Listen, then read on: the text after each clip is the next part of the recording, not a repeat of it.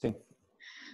E em termos de mercado, hoje terminamos com o mercado positivo, mais uma surpresa aí para a pessoa de fora do profissional, do especialista em investimento em mercado de capitais, de ações, de renda fixa.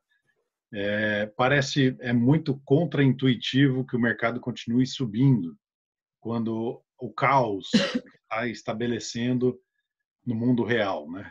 Parece que está desconectado, que as ações vão subir, enquanto o país aqui nos Estados Unidos, nós estamos vendo, né, Carol, aqui em Orlando também, o país está sofrendo bastante aí com protestos violentos, com o pessoal realmente dizendo chega, né, esse abuso de poder e outros também se aproveitando da situação e roubando, looting, que a gente chama aqui, em meio a esse caos. E o mercado continua subindo. Por quê? O primeiro motivo é o Fed.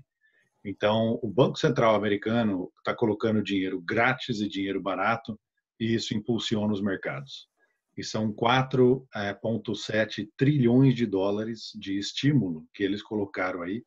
Isso é, mais ou menos para as pessoas terem ideia, é um quinto do ano. É um quarto, um quinto do ano de produção de PIB americano que está sendo colocado de uma hora para outra. Isso realmente impulsiona os mercados, dá às instituições, aos participantes do mercado, a ideia de que realmente o Fed está ali para segurar a batata quente, né? E o que mais que está acontecendo nos mercados? O Brasil tendo uma reação, né? Aqui Bem o otimismo, né, Brian? Com as reaberturas aí dos países, alguns deles, inclusive, visando aí turismo, outros deles visando a reabertura dos comércios gradualmente, Europa principalmente. Isso vem com otimismo no mercado e melhorou aí para dos fatores que melhoraram aí para a Bolsa fechar em 91 mil pontos hoje. O dólar caiu também para 5,21. Então, nosso querido real reagindo. Exatamente. Finalmente. Depois de tantas semanas, né? Exato. E será que o pior já passou? Bom, é para isso. Dessa vez eu dou uma rápida introdução, Mari. Daí a gente deixa Claro. a bola para a Carol introduzir a Larson Accounting Group e tudo que ela faz ali. A Proxy é uma gestora aqui nos Estados Unidos, Financial Advisor.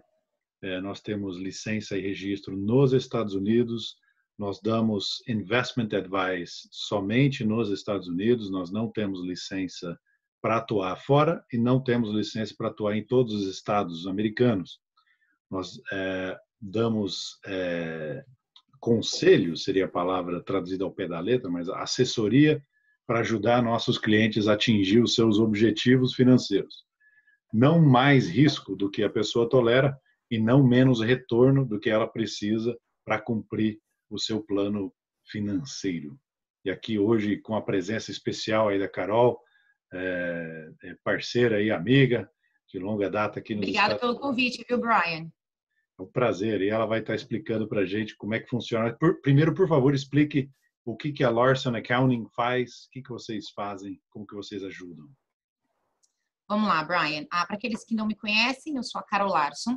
Eu sou contadora e eu sou IRS Enrolled Agent aqui nos Estados Unidos, formada aqui nos Estados Unidos, como eu disse no início, para aqueles que não estavam, eu não tenho formação contábil no Brasil e eu também só sou licenciada para trabalhar aqui nos Estados Unidos.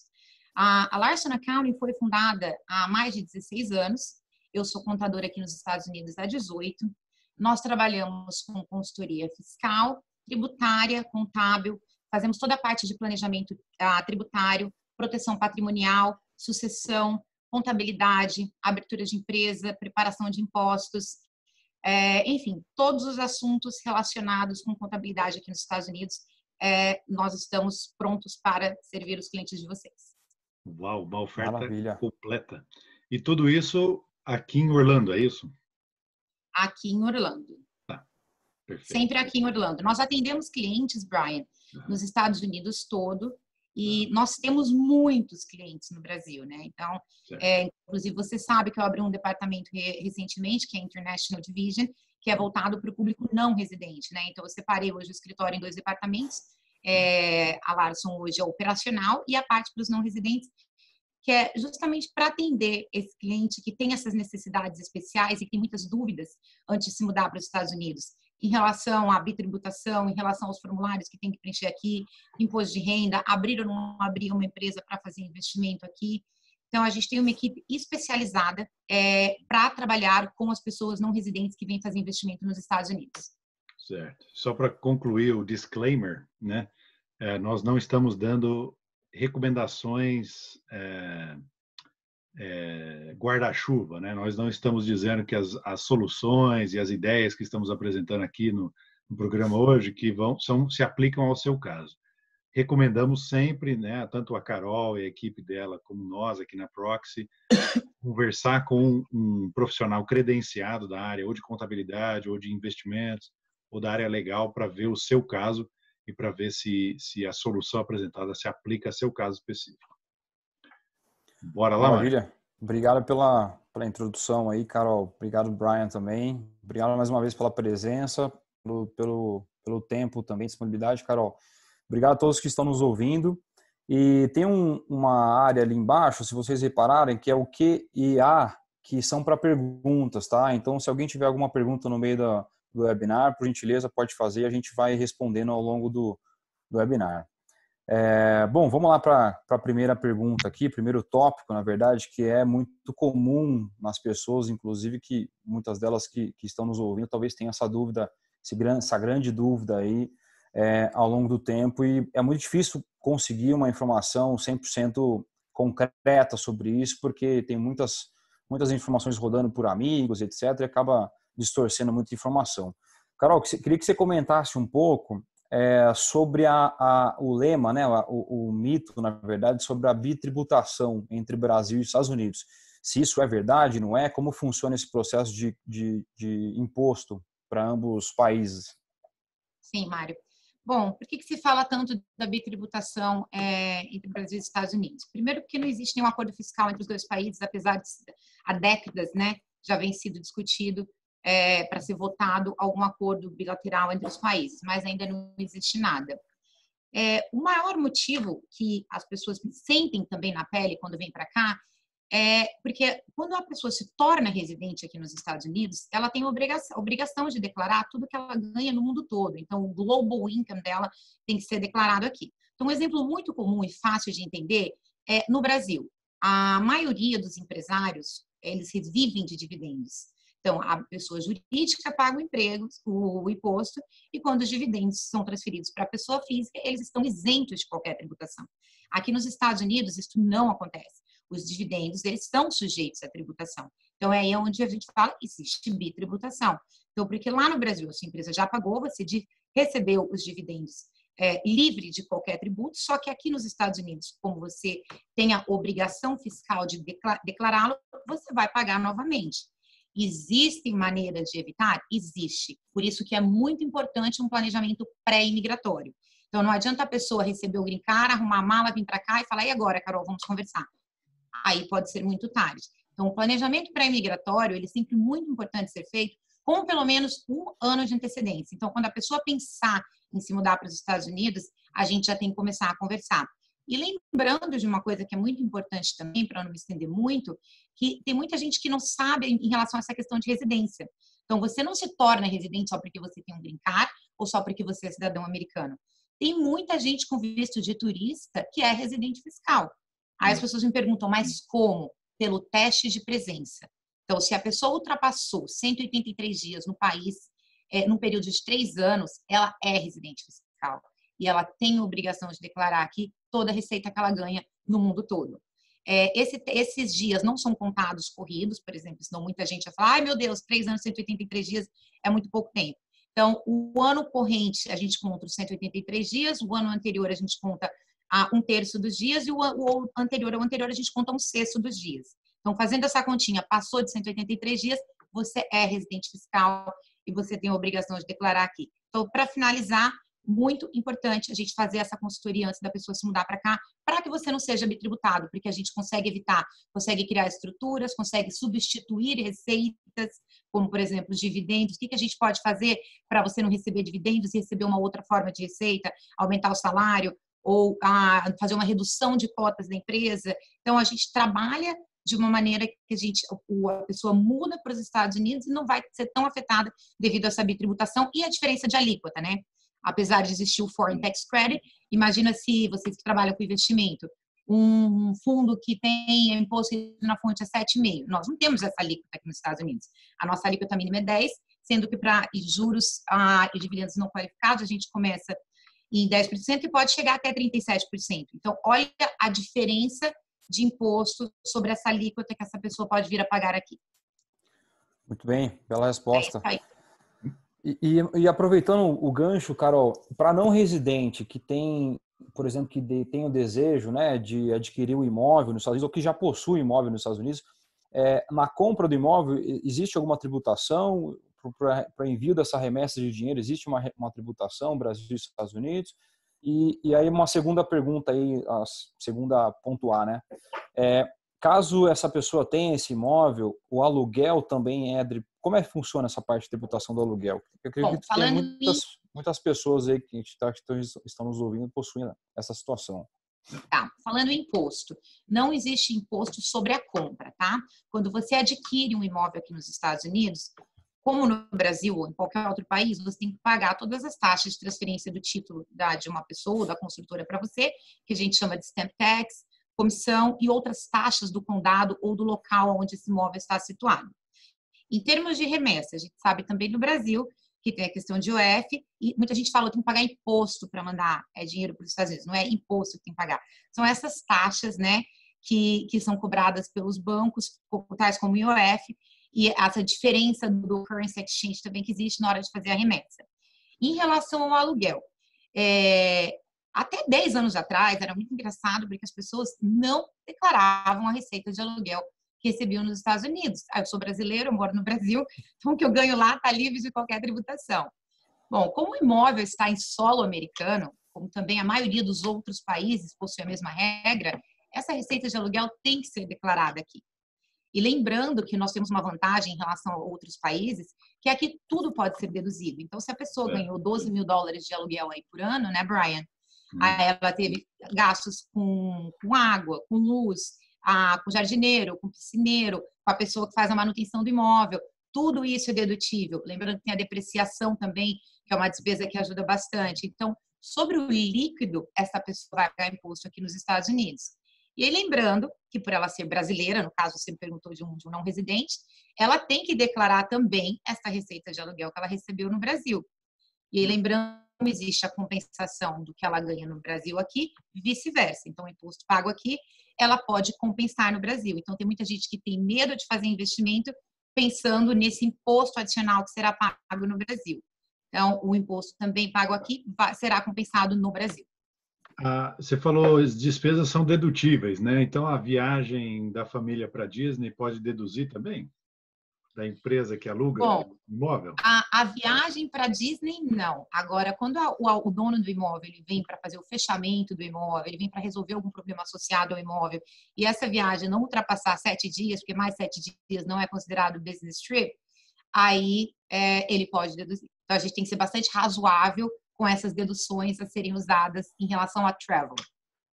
Por isso a gente enfatiza desde o início aí que o que a gente está comentando aqui não serve de regra para todo mundo, né? Existe uma análise complexa para cada pessoa, para cada situação e o que realmente ela tem de ativos, etc., e objetivos para a gente poder dar essas sugestões e criar esse plano, né? Cada caso tem que ser analisado individualmente, né? Não tem como a gente falar que o que serve para o Brian serve para o Mário e vai servir para a Carol. E seria muito fácil se fosse assim, né? Fazer um planejamento. Exatamente.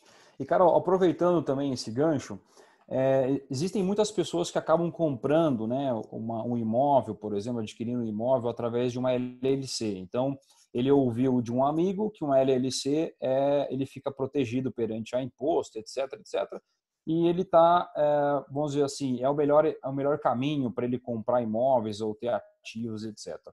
O que tem de benefício para uma pessoa criar uma LLC, para um não residente fiscal, né?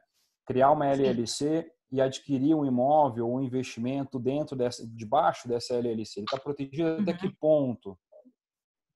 O fator mais relevante, Mário, é o seguinte: a LLC é uma Limited Liability Company, então ela oferece responsabilidade limitada aos sócios. E todos sabem que aqui nos Estados Unidos, a gente sempre usa essa expressão, é o país do processo. Então, eu acho que o fator mais importante aí em relação à proteção é a proteção contra ação civil, a proteção ao patrimônio pessoal desses investidores e a proteção em relação a credores. Então, imagina, o cara vem para cá, compra um imóvel, acontece um acidente, um incêndio, alguma coisa dentro desse imóvel, e se está na pessoa física, todo o patrimônio dele está em risco, né? Então, é muito importante fazer essa análise. Muita gente, mas é uma casa aí de 100, 200 mil dólares. Não é só a casa que você está, porque a casa, de qualquer maneira, estando na LLC, ela está em risco, mas é todo o seu patrimônio que também está envolvido aí. Então, é muito importante, sim, principalmente para o não residente, que ele faça aquisição em nome de uma pessoa jurídica. Não necessariamente uma LLC, mas pode ser uma LLC, pode ser uma corporação. Na maioria dos casos, para o não residente, eu sempre trabalho com LLC. Perfeito. Abrir esse gancho até de sucessão, né, Brian? A gente trabalha com vários casos aí em relação à proteção de patrimônio. E se comentasse um pouco mais sobre a questão da isenção da sucessão, o que isso traz para o investidor e quais são as soluções que a gente geralmente usa, né? Claro que não é regra para todo mundo, mas são uma das soluções que a gente pode usar para proteger esse patrimônio. Até conversamos semana passada com o David Gershel, da Withers, lá de Nova York, e até assim, é um assunto que muitas vezes espanta o pessoal brasileiro que comprou casa, né, Carol, sem consultar os profissionais adequados, comprou meio. O brasileiro tem esse espírito empreendedor, esse espírito de vou dar um jeito, vou aprendendo vou aprender a construir um avião enquanto eu voo, né? E Exato. realmente um tema de sucessão, se você tem um falecimento do dono do ativo nos Estados Unidos, o ativo vai entrar em processo de probate. Quer seja uma casa, quer seja uma empresa. E a LLC vai entrar no processo de probate. Muita gente já ouvimos falar de casos aí, não aconteceu com clientes nossos, mas casos de gente que o patriarca ou a matriarca, sei lá o que foi no caso, faleceu e a casa ficou 10 anos em nome da família. Elas tinham login no Bank of America, tinham acesso a tudo que precisava ter. Tinha o telefone. Tem vários casos assim, Brian. E daí, a hora de fazer, não, vamos transferir. E não pode transferir. Por quê? Faleceu. Não, vai entrar no processo, agora você vai vender isso daqui, porque o estate tem que pagar a conta lá. E realmente é triste, né, Carol? Realmente. E é bem isso que você falou. Muitos anos atrás, usava-se muito essa questão do Family LLC. Só que depois essa lei caiu, né? Não oferece mais essa proteção, porque os interesses da LLC também vão ser levados em consideração no momento do cálculo do imposto de sucessão. Então, tem muita gente que fala, eu tenho uma LLC, eu estou protegido. Depende do valor do seu imóvel, né? Vamos dizer, se é uma família de não residentes que comprou um imóvel que vale aí 180 mil dólares, então a gente está dizendo 60, 60, 60. Por que eu estou falando em 60 mil? Porque a isenção do não residente para o imposto de sucessão é de apenas 60 mil dólares. Então, todo mundo fala, meu Deus, é só isso? É só isso. E o que é levado em consideração para calcular esse imposto? Tudo que você tem no banco, todos os seus bens, como carro, jet ski, barco, tudo que a pessoa tem. Então, é muito fácil de ultrapassar o limite dos 60 mil dólares. Então, quer dizer, a LLC não serve, só ela sozinha, para proteger contra o imposto de sucessão. Então, por isso, existem outras estruturas mais robustas. Uma das estruturas mais usadas para o não residente é a offshore. Muito brasileiro, quando escuta esse nome, já arregala o olho, fica com medo. A offshore é uma estrutura 100% legal. Ela não tem nenhum contrato secreto, não tem nada de errado dentro da organização dela. Ela foi, sim, usada por muitas pessoas de forma errada. Foi usada para fazer remessa para fora do país, dinheiro não declarado, mas ela é reconhecida nos Estados Unidos como uma forma de proteção patrimonial e também para evitar o imposto de sucessão. 100% legal, não tem nada de errado aí. Como existem também outras formas, através de uma trust, que aí a gente vai entrar num assunto muito mais complexo para explicar, seguro de vida. que tem muita gente que compra uma apólice de seguro de vida para se proteger. Então, é uma questão de a gente conversar com a pessoa para entender se é um imóvel, se são 2 imóveis, a quantidade, o valor do investimento que essa pessoa está fazendo, para a gente conseguir realmente recomendar qual é a melhor estrutura para proteger em relação ao imposto de sucessão. Sem dúvida, até porque é uma estrutura offshore, dependendo do valor, né, Carol, complementando o que você está me falando, você está falando para a gente, não compensa uma arquitetura, por mais que seja uma solução talvez mais viável para aquele momento, né, mas talvez não compense por conta do custo de manutenção de uma arquitetura offshore, etc. Então, por isso que, de novo, a gente enfatiza aqui que cabe uma análise mais complexa aí de cada situação, de cada cliente, para a gente poder analisar e voltar com as soluções mais adequadas, né? Dependendo do valor do investimento da pessoa, realmente não vale a pena. Agora, aquele indivíduo que vai investir 5, 10 milhões de dólares, aí custo-benefício valeria. Então, por isso, é realmente o que você está dizendo. O cara não tem como falar, o meu vizinho fez uma LLC, vai resolver para mim. Sim, seu vizinho comprou uma casa de 180 mil dólares. Se você está fazendo um investimento de $1 milhão, então a LLC realmente não funciona e nós precisamos de uma estrutura mais robusta. Além da gente faz o trabalho de nós temos acesso a seguro de vida, se a pessoa tiver um Social Security, a gente consegue fazer um seguro bem barato americano. Se ela não tiver Social Security, a gente tem seguradoras internacionais, né? Para isso, a pessoa fica no Brasil, tem um seguro de vida internacional. Só que é aquela coisa, para um jovem compensa fazer seguro de vida, para uma pessoa com mais idade, mais avançada, daí já fica caro. Daí então realmente é aí que volta sempre aquela questão de cada caso é um caso, tem que ser analisado individualmente, né? Carol, você comentou em uma das suas falas da questão do melhor momento para fazer um planejamento, né? Queria que você enfatizasse isso mais uma vez e de uma forma um pouquinho mais composta aí, de quando que seria o melhor momento para o investidor que está pensando ou que já tem, de repente, uma posição fora, ou que está no processo, enfim. Quando que você acha que é o melhor momento para esse investidor começar essa análise e montar esse planejamento tributário? Até para evitar sérios problemas, né, futuros, etc. Sim, eu ia te perguntar planejamento tributário ou sucessório. Então, o planejamento tributário eu sempre acho muito importante, pelo menos 12 meses de antecedência, Mário. Porque nós temos tempo. Porque quando a gente fala em planejamento tributário, eu tenho que mudar muita coisa da estrutura da pessoa no Brasil, né? Às vezes eu tenho que alterar a estrutura societária de empresa, eu tenho que mudar o tipo de empresa no Brasil, a gente tem que fazer algumas outras adaptações aqui nos Estados Unidos. Então, se a gente quiser tentar fazer isso em coisa de 1, 2 meses, não vai dar certo, pode alguma coisa no meio do caminho. A gente sabe que no Brasil a gente não consegue fazer as coisas na mesma velocidade que aqui. Então, para que você não corra nenhum risco, o ideal são 12 meses antes da mudança da pessoa, ou a pessoa normalmente tem uma ideia, ou por orientação do próprio advogado, a quanto tempo falta para ela receber o green card, no caso daqueles que vão virar residente devido ao recebimento do green card, e aqueles que estão contando o dia, está sempre de olho, está sempre em contato com o profissional do que já pode estar fazendo para deixar tudo articulado aí, para não ser pego de surpresa.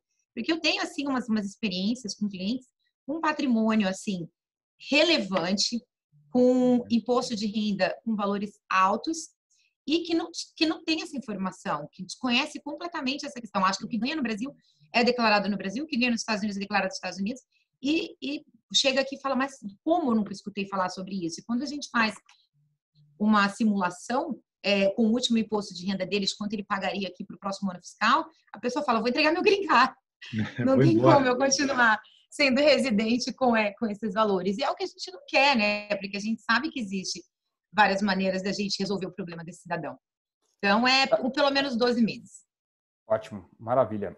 Tem uma pergunta aqui, E aí a aqui, pessoa Carol. tem que estar muito preparada também, Mário, só para complementar, porque Imagina. tem muita gente que vem conversar com a gente e falar, eu tenho isso, isso e isso. Paciência, porque eu preciso fazer muitas perguntas, eu preciso saber tudo que a pessoa tem no Brasil.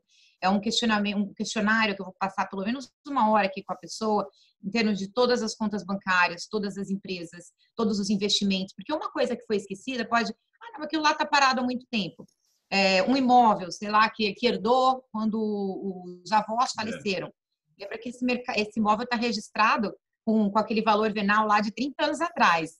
Quando você vier a vender esse imóvel sendo residente fiscal, vai ser o valor de venda menos o valor de custo, que é o valor lá de quando a avó morreu, e vai pagar o imposto lá no Brasil, que tem uma base de cálculo muito mais favorecida do que a nossa. e depois vai pagar a diferença aqui.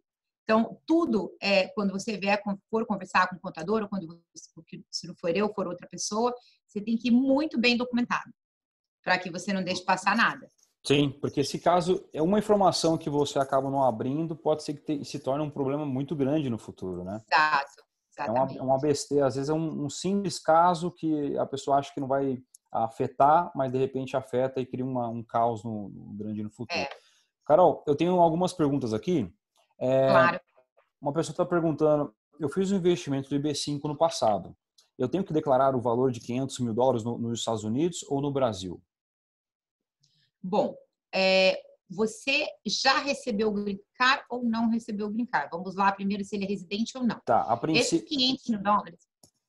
Pode Acho falar. que ele não falou, né? Não, ele não falou, mas eu acredito que seja em relação ao seguinte. Bom, aqui os $500 mil ele pagou na origem, mas após o recebimento do Green Card, quando ele recuperar os $500 mil novamente, aonde ele vai ter que pagar esse imposto, se é no Brasil, Estados Unidos? Acho que essa é a pergunta que ele está fazendo. Bom, como é um investimento, é a mesma forma que o empréstimo. Esse dinheiro veio do Brasil, tem toda uma origem, foi rastreado. Sobre os $500 mil, ele não vai pagar nada. Sobre a valorização dos $500 mil, que no EB5, infelizmente, não é quase nada, ele vai pagar imposto.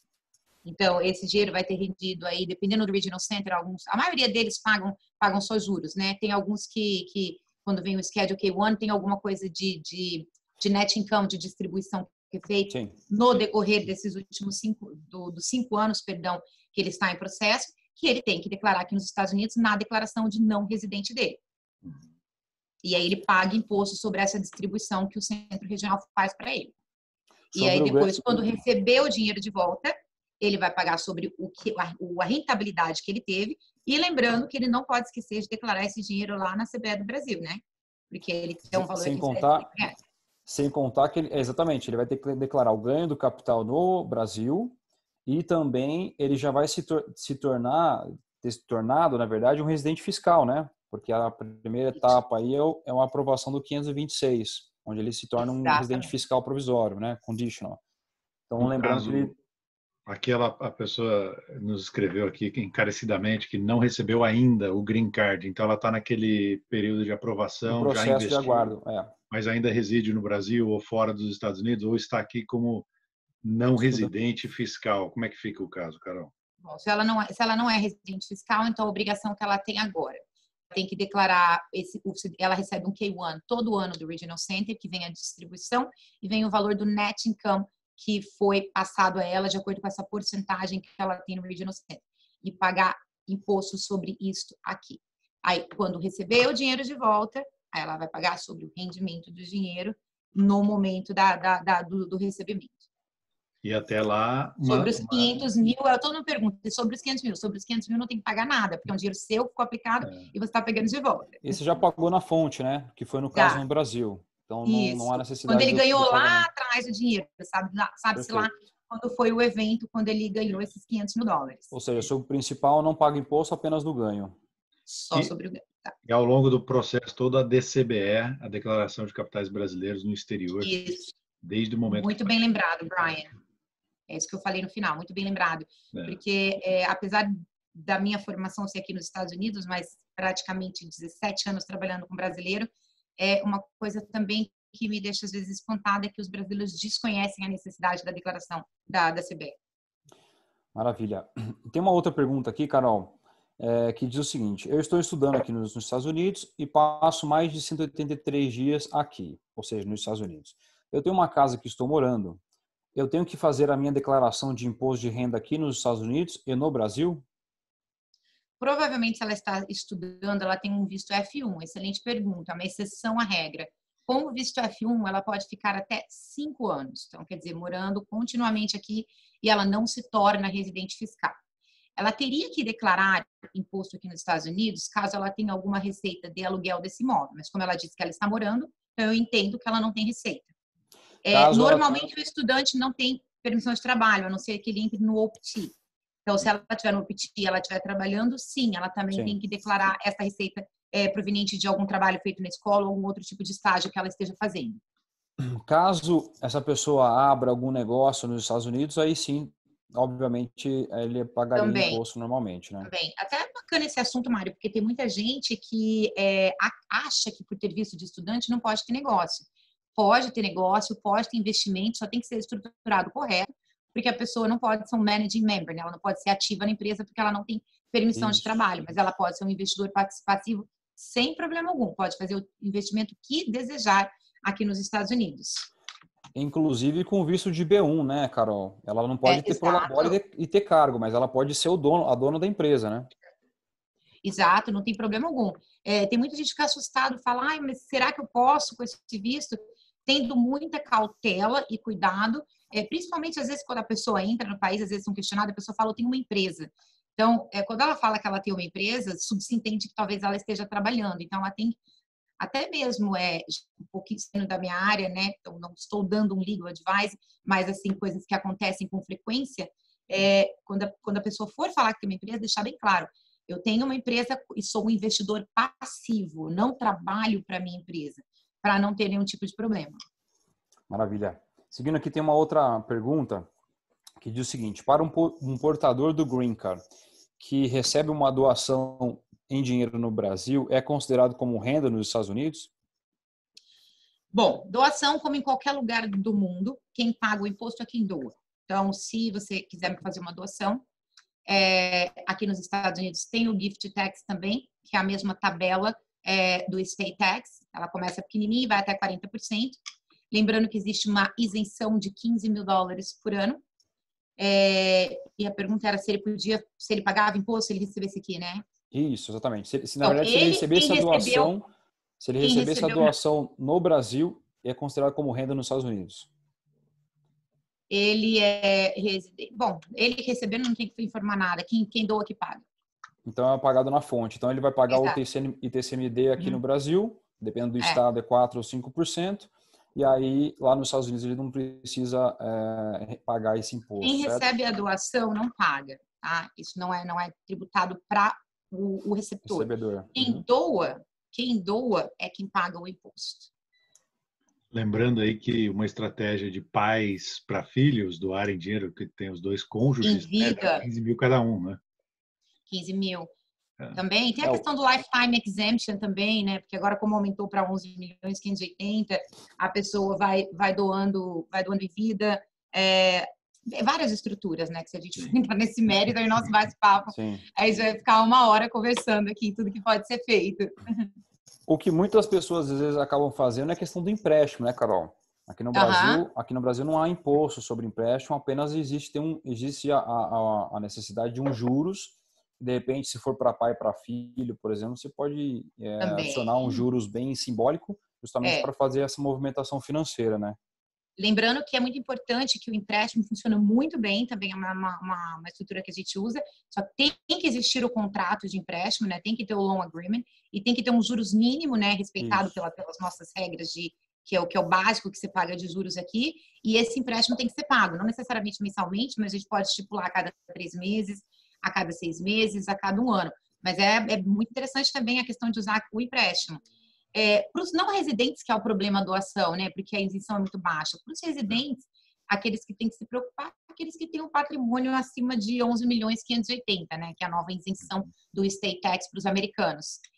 Mas a gente sabe que tem pessoas que têm um valor superior a esse, né? Claro. Então, aí a gente Mas se for casado, as nossas outras estruturas. Se for casado, é somado, né? Se for casado, é somado. E lembrando que entre marido e mulher é ilimitado. Você pode doar o que você quiser para sua esposa e vice-versa. Aí não entra nessa regra dos 11 milhões 500. Falando em altos patrimônios, aí nós tivemos umas conversas passadas sobre o trust, né? É uma figura jurídica que brasileiro ouve falar e até repete. Ó, nós tivemos um caso, nós conversamos com um escritório no Rio, né, Mário? Um cliente chegou para esse advogado e falou: eu quero um trust. E eles explicaram por que ele não quer um trust. E ele falou: eu quero um desse trust porque é isso que eu quero. Então, nós temos essa figura mítica no Brasil que é difícil de compreender, porque é só um contrato entre as partes, entre o estate, enfim. Mas indo para a questão tributária do trust. Se o trust protege os bens, se ele estabelece um contrato que foge aí protege, blinda, né? Faz uma blindagem efetiva, se ele é Uhum. irrevocable, né? Por que todo mundo não faz isso, Carol? Por que há alguma limitação tributária? Como é que funciona isso? Eu acho que muita gente não faz por não entender. O entendimento do trust é bastante complicado. Custo de administração, né? Porque sabe, tem que ter a gente tem o settler, trust fees, beneficiários, tem tudo isso. E a questão tributária dele também, a declaração é extremamente complexa. Então, o custo da declaração de um trust é mais fácil de partir para uma outra estrutura. Então, as regras de uma declaração de um trust tem aquela questão do minimum distribution, que tem que ser feito por ano. Todas as regras, você tem que ler o contrato inteirinho da trust para preparar a declaração. Porque eu tenho que seguir tudo o que está escrito ali. Então, esse é um dos motivos os quais as pessoas hoje estão tentando fugir um pouco da trust. Apesar, como você disse, para aquelas pessoas com patrimônios acima de 12 milhões de dólares, excelente estrutura para proteger quando a gente se fala de um trust irrevogável. E para quem tem muitos ativos também, né, Carol? De repente, estrutura de imóveis ou outras empresas em outros países, de repente o trust vem para facilitar toda essa concentração de ativos, né? Dá para fazer uma holding também, né, Mário? Uhum, Fazer sem através dúvida. do, aí a Por isso que gente depende, você pode fazer uma holding, tem várias maneiras de a gente proteger essa questão dos ativos, né? sim. Por isso da análise, né? A gente tem que fazer o papel, né, o nosso Depende muito papel de da situação da analisar. pessoa, isso. Exatamente. Temos uma pergunta aqui, Carol. Aqui, ó. Eu, a esposa e meu filho podemos montar uma joint tenancies caso uma venha a falecer? Os outros dois conseguiriam herdar a estrutura dos bens sem pagar imposto de herança? Joint tenants with rights of survivorship. É isso que ele quer saber. Isso. O joint tenancy a gente usa muito para offshore. Ao invés de nós emitirmos ações para uma marido, uma para a mulher e uma para cada filho, a gente faz uma ação com joint tenancy. Então, é muito fácil para a questão da sucessão também. Então, aqui na Flórida não se usa muito, né? A gente sempre faz ação ao portador mesmo, mas é mais usado por esses outros veículos de investimento falando em proteção patrimonial e Além de sucessão. na conta de investimento, por exemplo, a complementar, Carol, que a conta de investimento, por exemplo, ela abre no banco de custódia que a gente trabalha. Se abrir um joint account, significa não que cada pessoa tenha 50% da conta, as duas pessoas têm 100% do controle da conta. Então, se uma pessoa falecer, a outra pode entrar, raspar a conta e não tem que, obviamente, tem que esclarecer tudo, passar pelo probate. Entendi. Fazer toda a liberação, acesso ao dinheiro vai ter, né? É claro que tem um joint account que faz parte do estate e a pessoa tem direito a tirar aquilo, porque quando ela abre a conta, ela tem esse direito, né? Então, em termos de conta de investimento, eu não quero confundir o pessoal, até a pessoa que fez a pergunta, de ativos, de casa, de tudo mais que nem a gente está explicando, tem várias ramificações, mas uma conta de investimento joint account, ela tem plenos poderes. Daí que entra as limitações de quem você pode fazer um joint account. Tá? Não é simplesmente qualquer... Você pega um Zé na esquina lá e fala, ó, vamos abrir uma conta junto comigo no banco de custódia. Eles não vão abrir. Tem que ter um nexo, né? E tem uma coisa também, o Brian, que eu comecei a perceber recentemente, em relação aos preenchimentos de FATCA, que o pessoal está bem assustado. Vou te dar um exemplo de um cliente. Ele está em uma conta conjunta junto com o filho, tá? Aqui nos Estados Unidos. Filho americano, ele não é residente. E ele recebeu aquele formulário do FATCA, que é um pouco assustador para quem nunca viu, né? Faz todas aquelas perguntas. Você sabe que em relação a FBAR e do FATCA, apesar do dinheiro não ser dele, ele só está ali para facilitar o processo, ele é responsável igual ao filho. Então, essa questão de conta em conjunta, acho que no Brasil usa muito, né? Conta conjunta entre marido, mulher, entre pais. Então, é uma coisa que tem que ser bem analisada. E uma coisa do joint tenancy também, para a questão fiscal fica complicado também, né, Mário? Porque você imagina uma LLC, se eu faço uma joint tenancy, como que eu faço a distribuição dos K1s na hora de preparar o imposto? Então, é uma coisa que praticamente não é usada. É somente assim, se for uma hold de investimentos que não vai ter rentabilidade alguma, o cara comprou e encheu ela de imóveis ali, ainda, ok, vamos analisar como seria a viabilidade de ter uma joint tenancy. Mas realmente, as vezes que eu uso são em offshore mesmo, que não tem declaração, aquelas que são só passivas aqui nos Estados Unidos, a gente usa porque facilita no processo de sucessão. Legal. Isso é uma das vantagens também do banco de custódia, né, Brian? Ser totalmente digital e fornecer esse benefício para né, para mudança, para o acesso à conta totalmente 100% digital. Isso acaba sendo um benefício grande aí pro futuro, né, das famílias e etc. Quem tem conta conjunta. Tem mais um outro caso aqui, Carol, que ele fala o seguinte: no meu caso, eu sou estudante F1 com empresa operando. Então, provavelmente ele abriu uma empresa e está fazendo business lá. Meu visto EB5 foi aprovado e estou preparando para aplicar as documentações para mudança de status. Residindo aqui nos Estados Unidos há 2 anos e meio e recebo por meio de uma BVI da parte do investidor do business. Neste caso, declaro o income que recebo, tanto pela LLC como pela pessoa física? Tá, deixa eu ver se eu entendi toda a pergunta dele. Ele tem F1, ele está em processo de receber a aprovação do EB5. Já recebeu, está no processo de documentação. Provavelmente para receber E ele o Green recebe Card de uma Condition. BVI, o que ele recebe na BVI? Ele Salário, a recebe... pessoa que o Não, remunera? o investidor do business provavelmente deve enviar um capital através de uma BVI para ele operacionalizar o business. Aí, nesse Entendi. caso, ele Provavelmente declara... ele deve ter uma estrutura que deve ser LLC e a BVI deve ser dona e ele deve ser um partner, né, um membro dessa LLC. Então, o investidor manda através da BVI e a BVI aporta na LLC. Exatamente. Então, Provavelmente nesse caso, sim, provavelmente ele entendi. seja... Ele falou isso mesmo, Lucas. Isso Isso. mesmo. Então, nesse caso, Lucas, eu não sei quem é o responsável, quem é o management, a member dessa LLC que faz a declaração, tem que declarar toda a rentabilidade da LLC e tem que sair um K1 para a BVI e tem que sair um K1 para você. Aí, na sua pessoa física, você vai declarar esse seu schedule K1 que veio da LLC a qual você é sócio. Maravilha. Depois, bom, provavelmente depois o Lucas deva ter outras perguntas. A gente Um pode caso ver muito específico. Pode falar com a a gente Carol. vê Nós vamos entregar os contatos da Carol no e-mail follow-up. Nós estamos gravando a sessão também. Se passamos alguma coisa muito rápido, as pessoas podem assistir o replay logo mais no YouTube. Com certeza. Em termos de uma coisa que a gente sempre vê, cara, no mundo do investimento, né, é essa história do anonimato, né? Então, o brasileiro ou tirou dinheiro do Brasil na década de 70, de 80, quando não existiam registros eletrônicos, né? E até a própria declaração na década de 70, pelo que eu entendo, era diferente. Você não precisava declarar o que é levado para fora. Tivemos em 2016 a repatriação, né? E aquela alíquota fechada. Então, assim, muita gente começa a conversa dizendo assim, olha, eu não quero aparecer.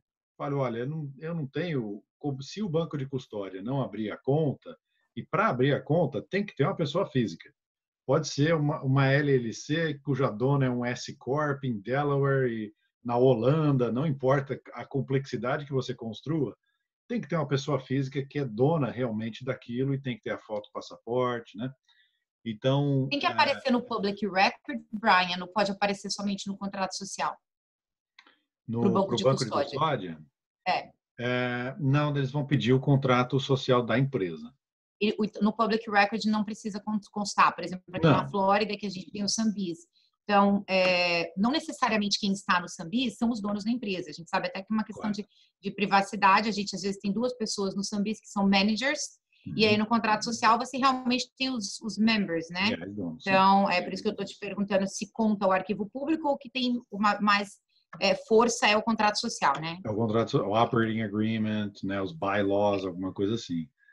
Porque o banco já tem que fazer anti-lavagem de dinheiro, antiterrorismo, tem uma série de coisas que o banco, que não são dados públicos, inclusive uma estrutura como o Panamá, uma fundação no Panamá. Uma fundação panamense. Ela trata bem essa parte de privacidade, e daí no banco a gente tem que revelar quem são essas pessoas. E assim, eu acho que a minha pergunta não é bem uma pergunta, mas só para entender aí, você compartilhar suas ideias, seus pensamentos aí, que eu vejo que as pessoas lutam contra isso no Brasil e não é um problema. O anonimato, o FATCA veio para trazer à luz, você colocar o seu CPF na conta aqui não é um problema. E não significa que amanhã a Receita Federal vai bater na sua porta dizer assim, olha, agora você nos deve 40% de imposto, ou o tio Sam vai bater na sua porta no Leblon, lá no Rio de Janeiro, e falar, agora você está me devendo um cheque. Não é assim. Me explica aí um pouco o processo, e uma coisa enrolada, que você já viu no passado, que vocês conversam com o IRS, como é que funciona isso?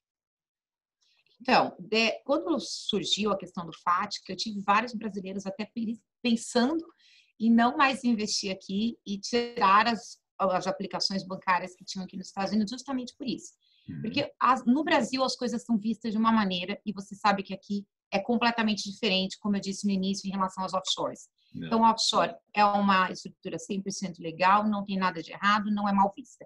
É a mesma coisa do FATCA, é isso que você disse. E uma outra questão, que é um ponto mais forte ainda, Brian, no Brasil, quando o cara faz a declaração de imposto de renda, ele tem que listar todos os ativos. Ele tem que colocar quanto que era o saldo da conta corrente dele, 12/31/2018, 12/31/2019.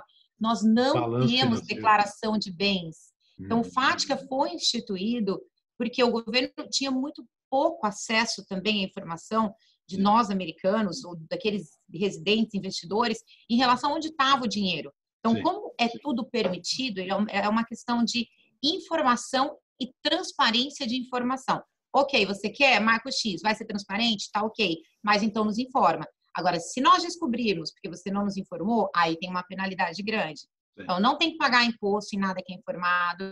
Eles não vão bater na sua porta porque você tem 2 milhões de dólares num banco na Suíça, ou porque você tem uma BVI, que é uma das estruturas que a gente mais usa, cheia de imóveis dentro, desde que você faça a declaração e inclua tudo. Realmente eles precisam saber aonde está o seu dinheiro, que ele não está aqui no banco e não está investido em algo que nós podemos ver aqui nos Estados Unidos.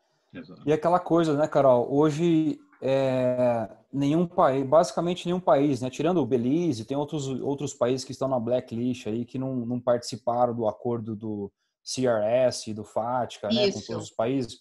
Mas, tirando esses países que estão na blacklist, inclusive aliás, a maioria dos bancos de custódia e outras instituições nem aceitam investidores desses países, né? Justamente porque é um negócio mais obscuro.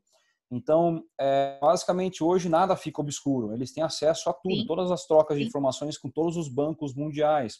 Então, nem mais a Suíça, né, que é, como o Brian deve ter mencionou, que antigamente era alguma coisa mais tradicional, né, vou colocar dinheiro na Suíça e tal, aquela coisa toda.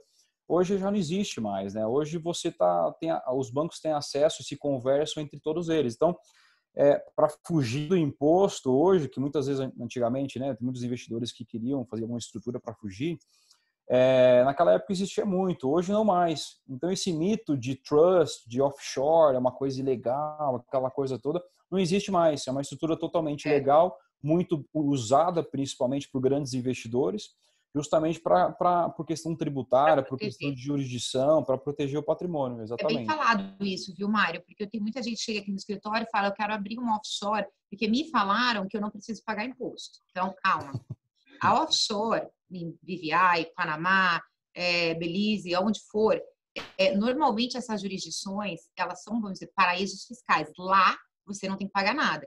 Do momento que você traz uma offshore, que nem alguém te perguntou aí, uma LLC, ou qual offshore é dono, essa offshore, ela está effectively connected com business aqui nos Estados Unidos. Então, ela está gerando, ela está recebendo dinheiro em território americano. Então, aqui nos Estados Unidos, ela vai pagar imposto. Então, tem mas é muito comum o entendimento das pessoas acharem que elas vêm para os Estados Unidos abrir offshore para não pagar imposto. Sim, exatamente, Carol, complementando, né? O único imposto, né, e a questão de jurisdição de sucessão, são esses benefícios, basicamente, em relação à jurisdição local da empresa constituída. Então, não quer dizer que ela está isenta ou ela pode esconder dinheiro, né? Então, comparado com o Brasil, o cara, em vez de abrir uma limitada aqui, uma SA, aí está sujeito a pagar imposto no Brasil, ele simplesmente cria uma estrutura num paraíso fiscal que dá benefícios fiscais para ele, e em relação principalmente à sucessão. Então, esse é o benefício de uma estrutura. Por isso que cabe uma análise com cada investidor para saber, né, para estudar o mapeamento da estrutura de patrimônio que esse cara tem, né, esse investidor tem, porque se for uma estrutura muito enxuta, né, com poucos ativos, talvez uma estrutura offshore não faça sentido para ele, por conta de custo. como nós temos outros estados também, né? Se o problema é a questão do anonimato, porque eu não quero me expor, quero o meu nome aparecendo nos arquivos públicos anônimos, a gente tem Nevada, tem Wyoming, a gente tem um monte de estado nos Estados Unidos, que Delaware, que lembra, não é paraíso fiscal. Todo mundo pergunta, acho que porque não aparece o nome que é paraíso fiscal. Que você tem o anonimato, que eles não sabem quem é o dono da empresa. Só que você continua tendo as suas obrigações perante a Receita Federal. Maravilha. Pessoal, a gente está chegando nos minutos finais aqui. Gostaria de, uma última vez aqui, pedir para quem tiver mais alguma dúvida, se quiser escrever no QA aqui embaixo, por gentileza. E algumas considerações finais aí, Brian, se você quiser finalizar com a parte da proxy, e a Carol, por gentileza, depois finaliza também, para a gente finalizar esse webinar. E só mais uma vez, pessoal, quem está nos assistindo, chegou um pouco atrasado, de repente teve que sair aí e voltar, enfim, a gente está gravando o webinar, a gente vai disponibilizar depois por e-mail o vídeo, né, pelo YouTube, para vocês assistirem. E, novamente, depois do webinar a gente manda um e-mail com os contatos da Carol e qualquer dúvida em loco, qualquer processo que vocês queiram falar com a gente está à disposição. Os nossos contatos e o contato da Carol está tudo por e-mail. Carol, damas primeiro, algumas considerações finais.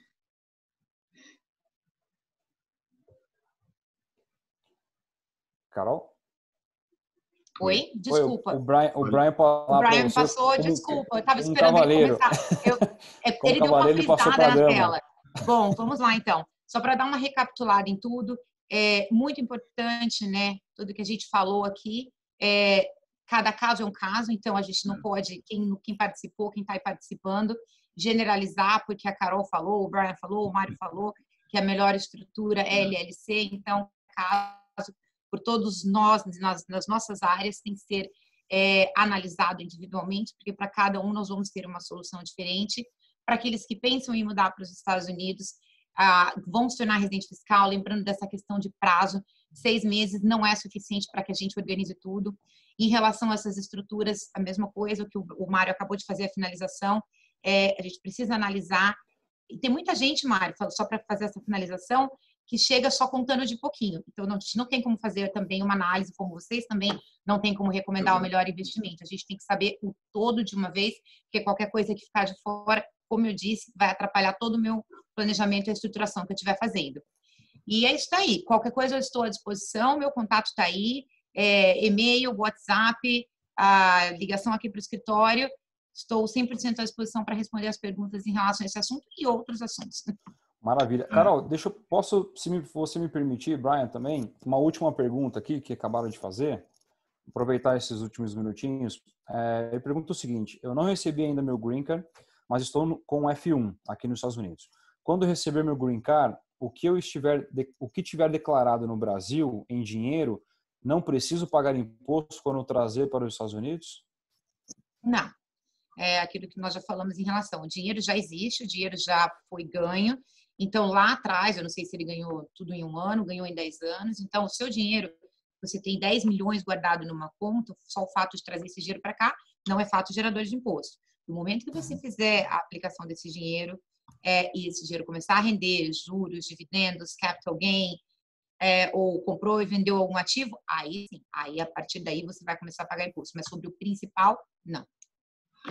Maravilha. Ótimo.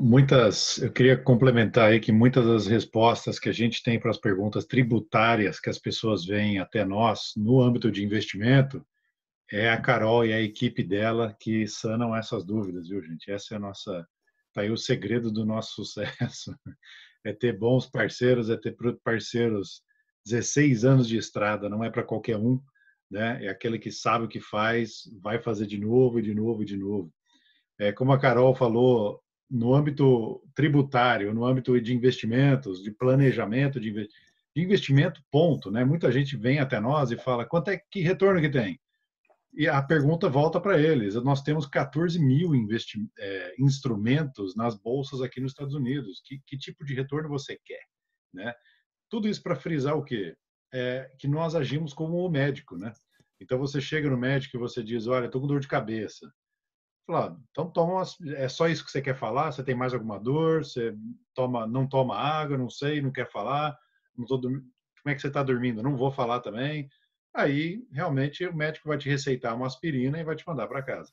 Se você tá com um grande problema e precisa de um MRI, né, alguma coisa maior, o médico não vai saber se você não dá o quadro inteiro para ele. É a mesma coisa nós, a Carol, a equipe dela, nós aqui na Proxy, nós temos que entender o quadro completo e daí a gente vai entregar uma solução completa, né? E é isso aí, é um prazer ter você aqui com a gente, Carol. Estaremos em contato, Obrigada. faremos mais vezes, se você tiver Vamos tempo. sim. E pessoal, realmente, vamos gravar, vamos colocar no YouTube. E no mais é isso aí, né, Mário? Mais alguma coisa? Sim. Não, acho que é isso mesmo. A gente passa o e-mail para o pessoal, para os participantes, com o conteúdo que foi gravado aqui hoje. A gente deixa os contatos da Carol também, para que se caso alguém tiver alguma dúvida, que a procure. E a gente depois fala com quem tiver em dúvida em loco, para poder atendê-los da melhor maneira possível. Gente, Carol, muito obrigado de novo pelo seu tempo, obrigado pela disponibilidade. Obrigada. Brian, a mesma coisa. E obrigado a todos que estão nos ouvindo. Obrigado a E todos. até a próxima. Uma ótima noite para todo mundo. Boa noite. Boa noite para todos. Até mais. Tchau.